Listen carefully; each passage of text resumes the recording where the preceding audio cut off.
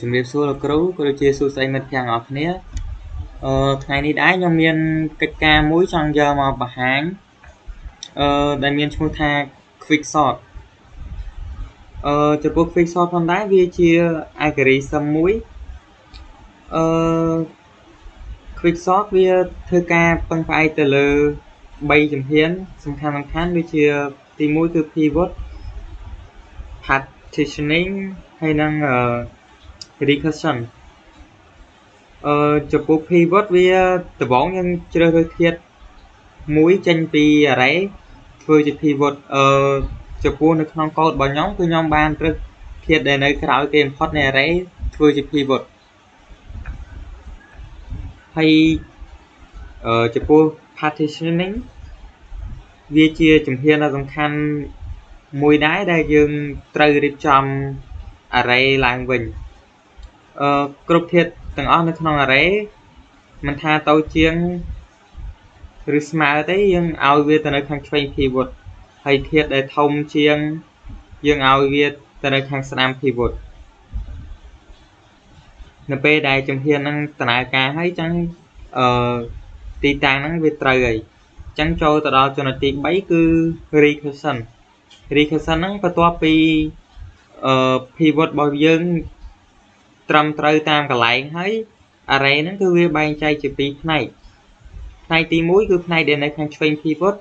និងផ្នែកទី2ផ្នែកដែលនៅខាងស្ដាំ pivot ហើយអានុគមរបស់យើងហ្នឹងគឺយើងហៅថា quick sort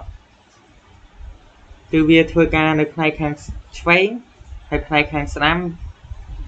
រហូតទៅដល់អស់ធាតុទាំងអស់ត្រូវបានតម្រៀបហើយកន្លែងនេះគឺយើងហៅថា partition ហើយកន្លែងនេះគឺយើងហៅថា quick sort ហើយចំពោះ partition ហ្នឹងវាធ្វើការ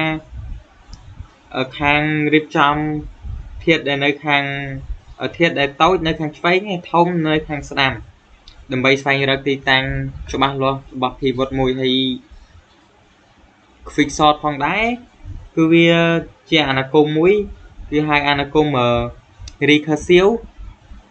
ដែលហៅខ្លួនឯងដោះស្រាយសម្រាប់ដោះស្រាយ array សម្រាប់ធ្វើការម្ដងហើយម្ដងទៀតចឹងអ្នកដែល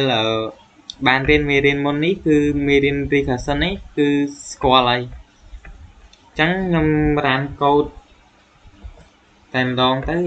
ច្រឡំតិចហ្នឹងគឺការរានកូដមើលតែម្ដងទៅនេះarray ដើមរបស់យើង10 7 8 9 1 5 3នេះគឺជា array ដើមរបស់យើងនេះហើយនេះគឺជា array ដែលយើង sort ហើយពេលវាដំណើរការហើយគឺវាធ្វើការតាមលំដាប់លំដោយពីតូចទៅធំ1